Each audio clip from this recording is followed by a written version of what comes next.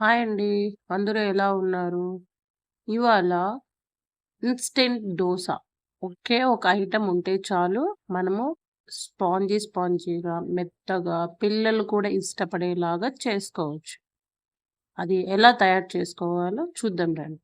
ఒక బౌల్ తీసుకొని తగినంత గోధుమ పిండి, అవునండి, గోధుమ పిండి తీసుకొని అందులోకి తగినంత సాల్ట్ వేసుకొని, కొద్దిగా సోడా పొడి కూడా వేసుకొని, కొద్దిగా నీళ్లు చేర్చుకుంటూ స్మూత్‌గా బ్యాటర్ అయ్యేంత వరకు కలుపుకోవాలి. ఎటువంటి లంప్స్ ఉండకూడదు. గమనించుకోండి. స్మూత్‌గా ఉండాలి బ్యాటర్. అది కూడా దోస పిండ అంత ఫ్లో కన్సిస్టెన్సీ ఉంటే చాలు.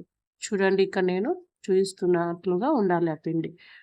పిండి తయారయ్యాక పక్కన పెట్టుకొని స్టవ్ ఆన్ చేసుకొని దోస పెనం పెట్టుకోవాలి. దోస పెనం హీట్ అయ్యాక దాని మీద ఒక స్పూన్ ఆయిల్ వేసి మొత్తం స్ప్రెడ్ చేసి టిష్యూతో రబ్ చేసుకోవాలి. మనం సిద్ధం చేసుకున్న గోధుమ పిండిని ఒక గరిట వేసుకొని మొత్తం దోసలాగా స్ప్రెడ్ చేసుకోవాలి. ఇది గమనించుకోండి. ఇది మొత్తం హై ఫ్లేమ్ మీదనే జరగాలి. అప్పుడే మనకు 2 వైపులా కాలి మెత్తగా వస్తుంది. లో ఫ్లేమ్‌లో పెట్టడం వల్ల మెత్తగా అది క్రీమీగా ఉంటుంది. బట్ తినడానికి కూడా చేతికి అంటుకుంటుందండి.